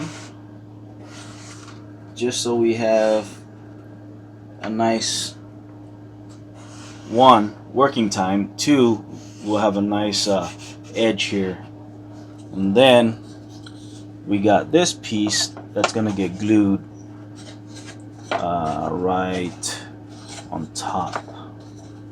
I already had it pre-cut and beveled, so it's gonna go just like that and sandwich down on top of the formers. All right, so just like that. Looks like I gotta glue that one back up, but anyhow, it's gonna get glued just like that, and then from there we can actually we'll start tapering this to follow the side deck or sheeting, but we will not round it off just yet. All right, and just like I said, I'm going to use Titebond to glue this upper sheeting. All right, so here we go. Let me get some tape. My helping hands, basically. Can't go wrong. Get a few pieces. All right, let's go put this on, find out where we're going to be at. And I'm just going to go ahead and smother this boil with some Titebond.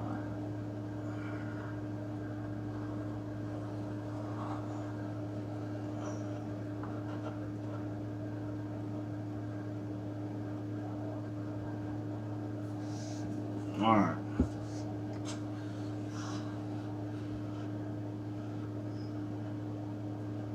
Kind of put too much, but it's all right.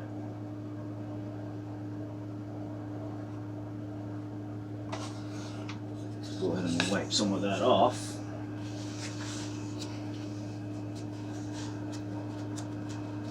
Put too much Titebond. It's all right though.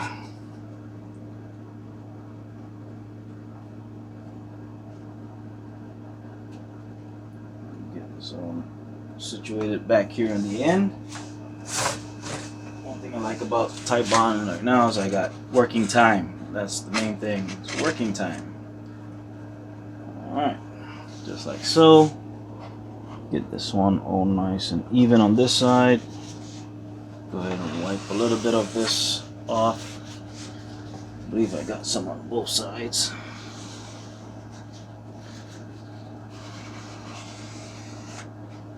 Alright, so it's even in the back. I'm going to go ahead and start here at the rear with my tape.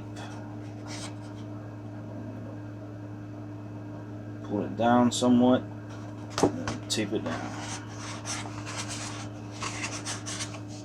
Alright, that's one.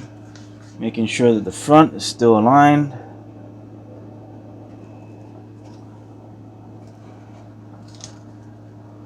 Do this one. Kind of pull it down slightly.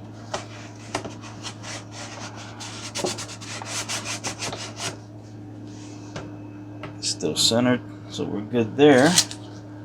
Now that we got some of that Titebond squeezing out, go ahead and start cleaning up even more.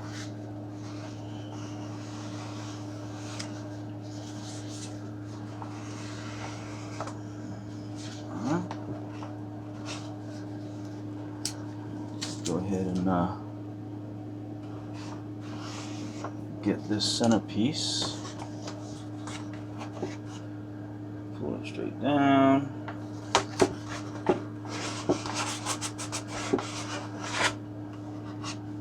Got some Titebond squirting out. Go ahead and clean that off.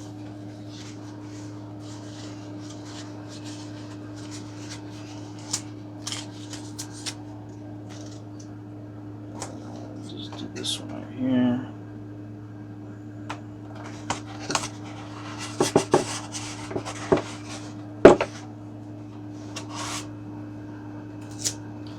And make sure that the front is also, I'll just do here as well. Overkill on the tape, I guess, but it's alright though. It is what it is. Cool.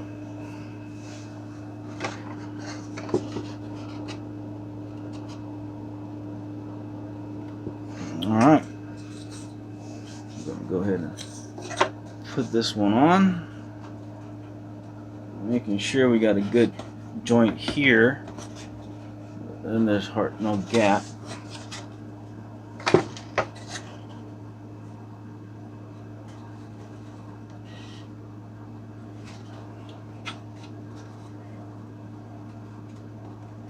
Okay, I'm gonna go ahead and sand this one a little bit.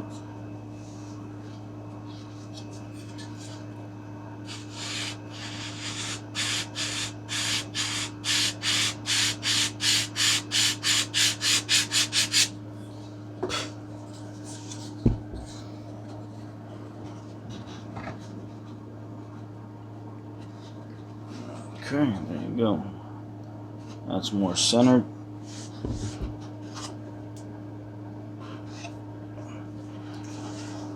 And it's touching the formers, so we're good there. Now this one right here, I'm not really. Yeah, I'll just use Type Bond as well. I was gonna use medium CA, but it's alright. We'll just use Type Bond.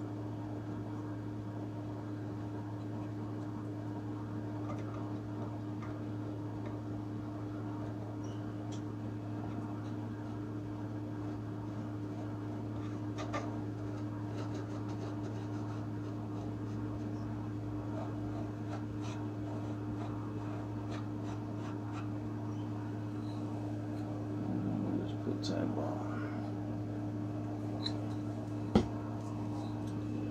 Using quite a bit of Type Bond, but it's alright.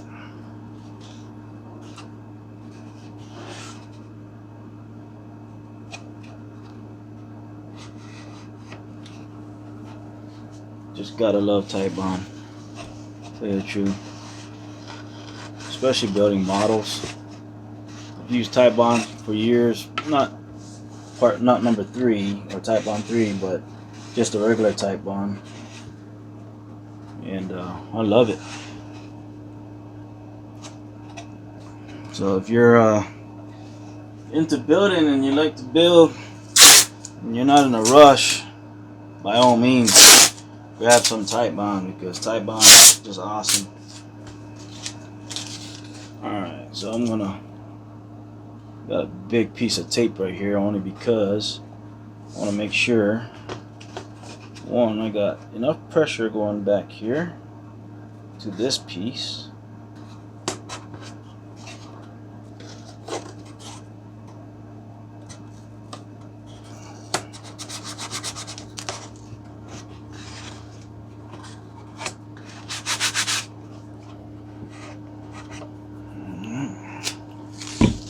Here as well on the front. I don't want to break anything here, so we're not pulling too tight down, because I don't want to break the dang balsa. Just mainly just enough where it can have a good contact. Take off this tape. I think that's enough tape, really. You got good contact all the way around, even right in here. Let me go ahead and just smear this Type Bond inside. We got a good glue joint right there, and all the formers. I don't know if you can't. I don't think you can see that, but all inside there. Good joint and good glue joint. So. Yeah, alright. So we're just gonna let that dry now overnight. I think I'm gonna be done for the day. Just go ahead and do that. So as you can see, we got, go ahead and pull this back. There you go. As you can see, we got the front top deck sheeting. We also got the back top deck sheeting, or turtle deck sheeting, however you want to call it. Alright, to include the side sheeting. So pretty much that is all done.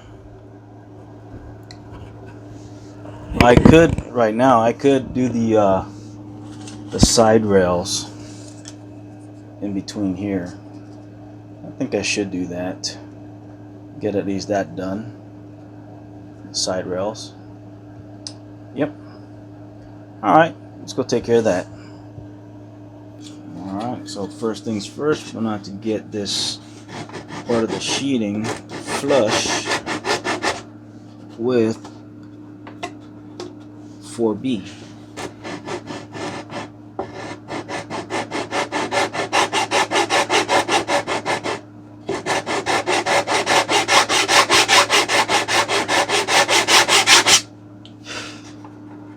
Alright, there you go.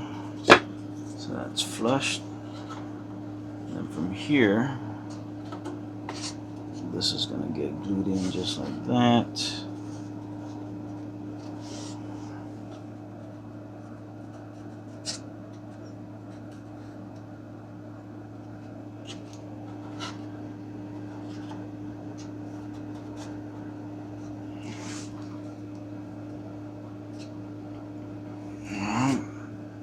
And then I'm going to use the inside as a mark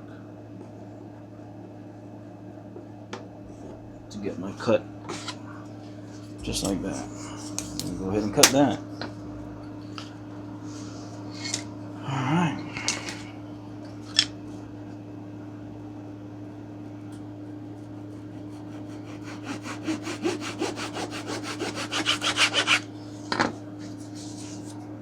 Alright.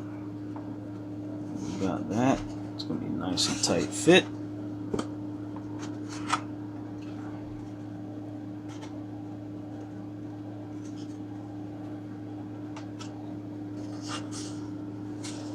I'm gonna probably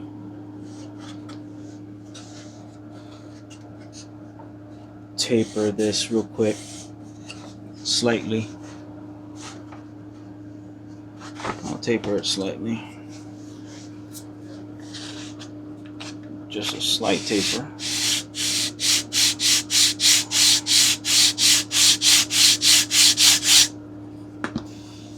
That's all.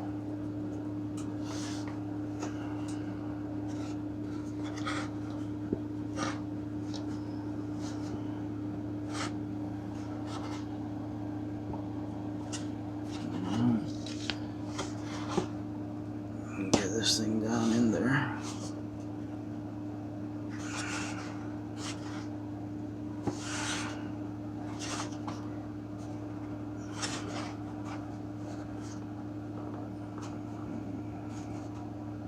Okay. Do it right at the edge, just like so. All this is going to get basically blended in, you know, sanded with the contour.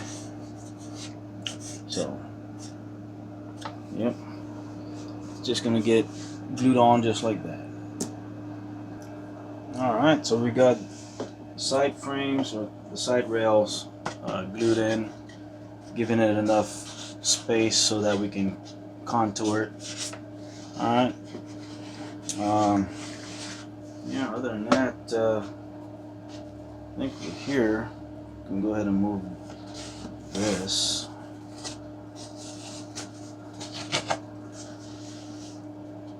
Yeah, it's holding pretty good. It's been on there since this morning. It is already evening time here. So.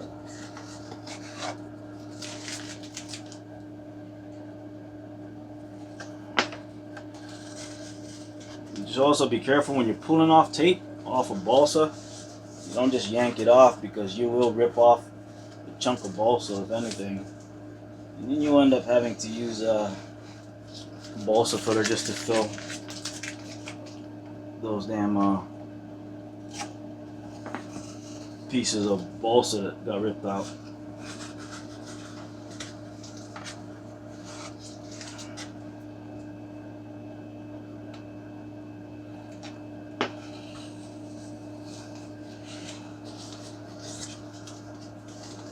Alright, there we go. At least we're getting somewhere on that part. We just gotta We just gotta wait until the back end is dried completely before we can move on. And not just that too, but I really do want to get this on there. I want to start shaping things. Get this in there as well. So we're gonna have to kind of cut this open just a little bit more, little by little.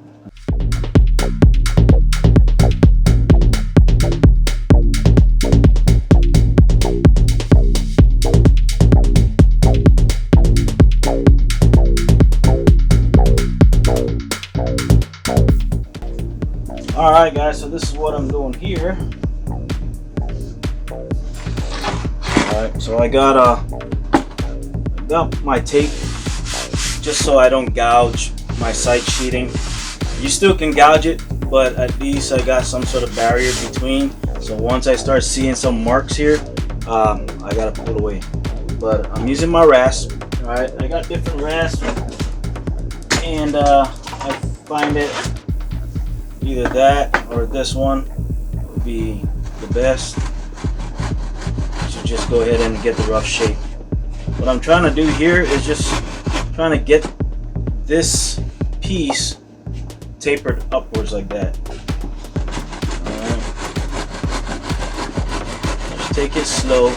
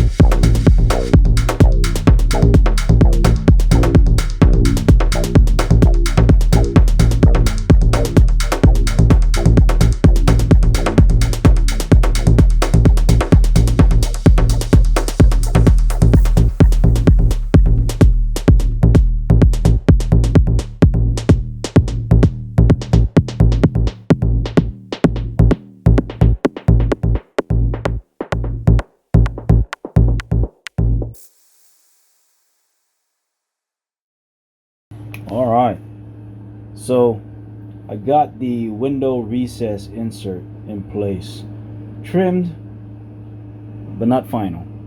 All right, and I, following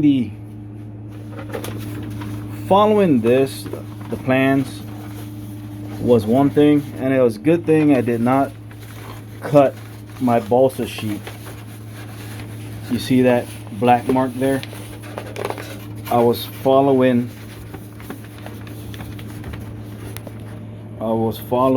the outline of the outer window, not the insert. And so if I had cut that, I would have screwed up big time. I mean, nothing is big time with balsa because you could easily just glue another piece back on, but still, it's just a thought that, you cut that and you got to redo it, right?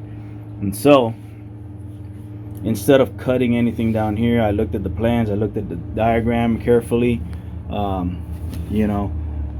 looked at, for example, the cockpit side rail, and then looking at that window insert, it's above that, just like that now.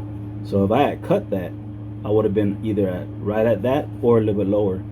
Right now that looks like what you see in the photo. Based on the plans, that outline we're looking at was actually this outer part of the canopy. And also, if I had cut that line right there, I would have messed up because I wouldn't have a lip to glue this canopy down into, right? You see how close that is already? I would not have that lip to glue this canopy on. Granted that right now at this point this is not rounded off yet. Once this thing is rounded off, this will eventually sit further down. But yeah, if I had cut that, we would have been hating life for a little bit. Alright, so other than that, I got that insert done, and we're gonna go ahead and take care of the other side. Alright, so how I'm doing this right now is I took the mold or all the flashing at the end and I just trimmed it off as close as possible to that flashing, the edges. Alright, so didn't do anything special with that.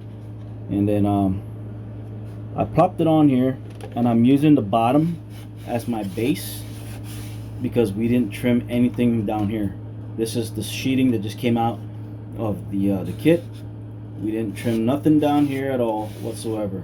Alright, up here though is where we trimmed. Alright, so what we did was place your insert butt up against the bottom, push it as much as you can towards the end to ensure a good fit, and then from there just plop it on top, grab your pen and outline the top end. It should come up very close to the top block. Alright, and once you outline that, just basically come back with your ruler, straight edge, whatever, follow the line, make your cut, sand everything else. You know, I'm just using my little bottle of paint, something round, and I'm just coming in here and following that line that I did, make it nice and pretty so we got no gaps. Same thing with the bottom here. Should you need to make any trim, you know, fine tuning it and stuff like that, you could go ahead and do that. All right, but do not start by cutting your bottom side first. All right, everything should be cut up top. Down here should be almost just left alone.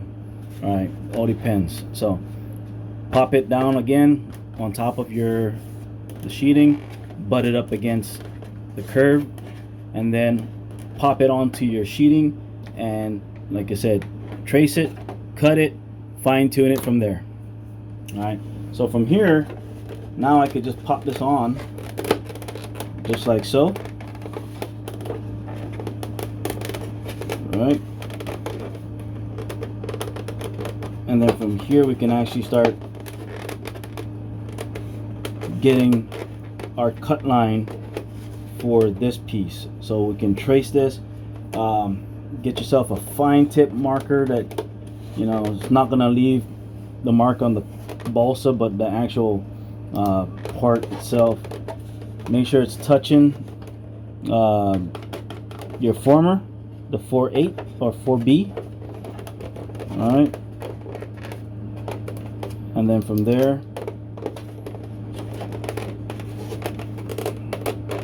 you can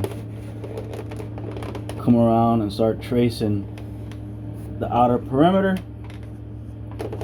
Get the outer perimeter line and cut close to it. Don't cut at the actual line, just cut a little bit off of that line, so when you do glue it back in, you can fine tune everything when you start sanding everything flush. All right, unless you want to go ahead and try to cut it perfect right off the bat, but I would suggest cutting it just shy of your line, so that when you glue it in, you have at least, you know, a little bit of margin just in case you accidentally push it too far. All right, and then from there you can sand everything flush when we do the final sanding of the whole area. All right, and then before you glue this on as well, make sure you get some sandpaper, scuff up all the shiny parts and all the areas that are going to be contacting the balsa, the ply, or the wood, you know, so that to include the back end, especially like your front, where it's this one right here, where it's going to be touching former 4B, and then also former 5B. All right, so for me, I'll just sand the whole damn thing. All right, get it a rough sand, just so that the glue can, you know, grab a hold of this tight.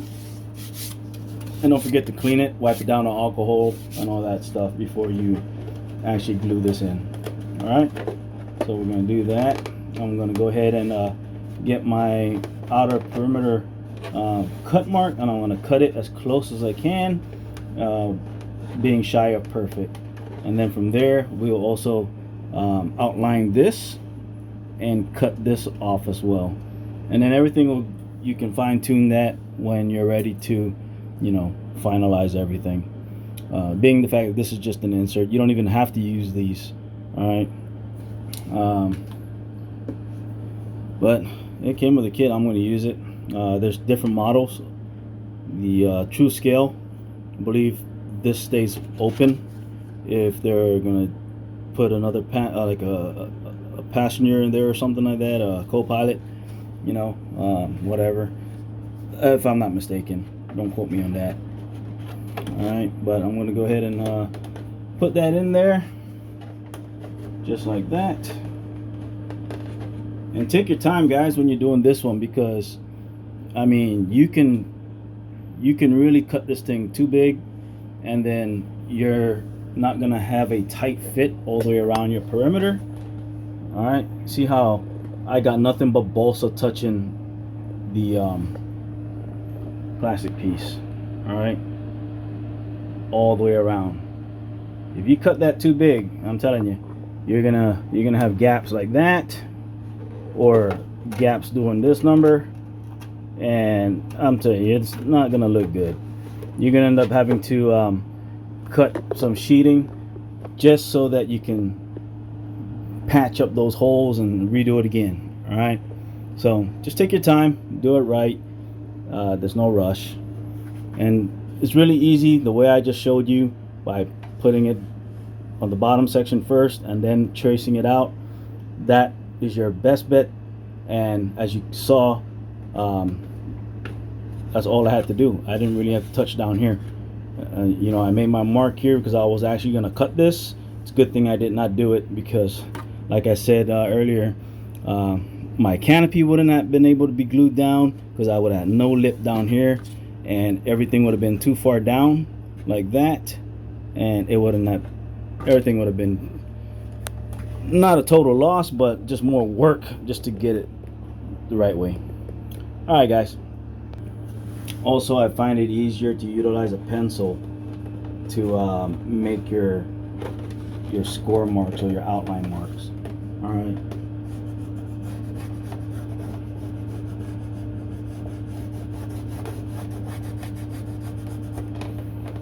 So I'm gonna do that. You can see my pencil mark. All right, going all the way around. So I'm gonna go ahead and I'm gonna use my Lexan scissors. Oh, and I'm gonna trim around the perimeter that I just cut. Now I'm gonna cut it just before the actual line that I made. All right.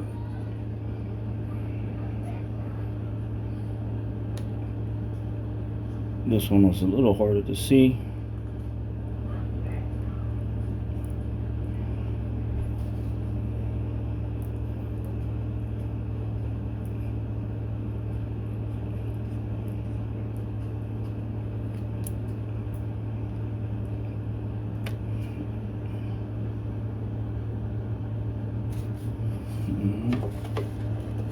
It's going to go under just like so.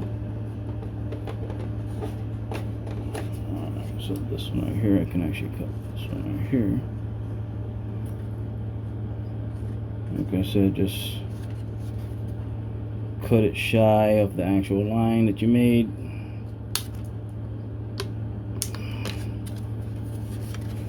Just one right here.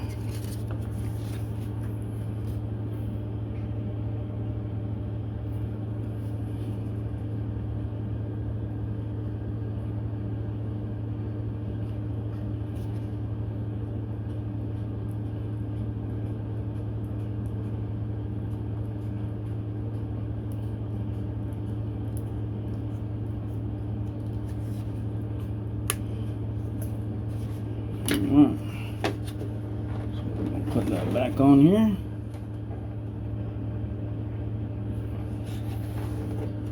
just like so.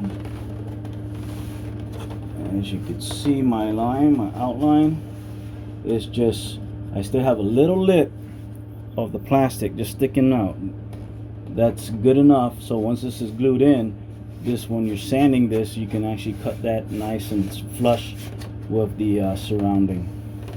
Alright, and then from here, making sure it's all pushed back, we're going to go ahead and get this side.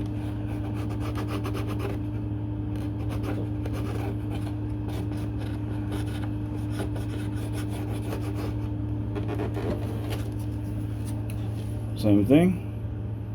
Alright, and we're going to go ahead and cut that shy of final.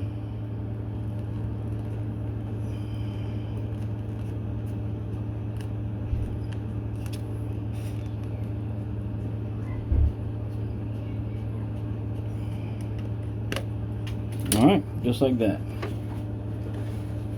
Now we pop this on there. We should be right in the ballpark for everything. Alright, push that all in. Get that all there. And there you go. Just enough to fine-tune everything once we're ready to do that.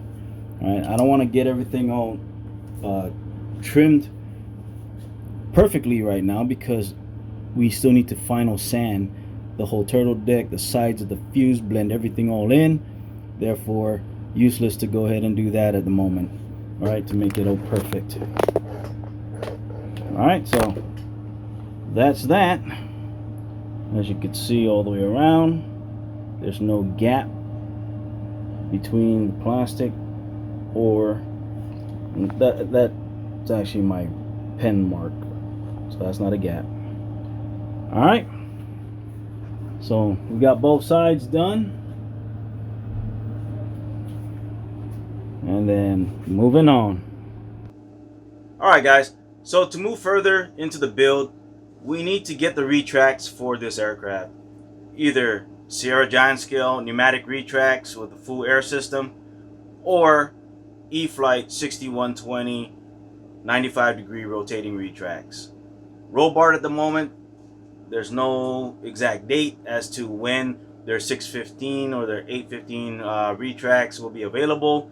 So, and plus there's also a little waiting list, and they will basically produce those retracts based off of that list.